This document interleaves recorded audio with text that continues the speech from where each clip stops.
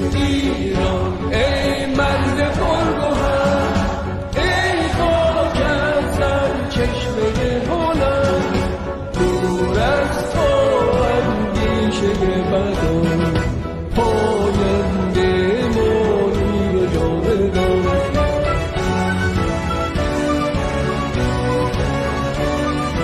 ای دشمن ار تو سنگ خاره من آهدم،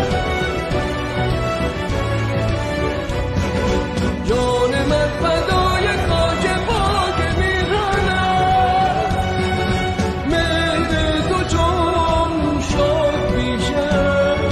دور از تو نیست اندیشم، در راه تو کی ارزشی دارد این جان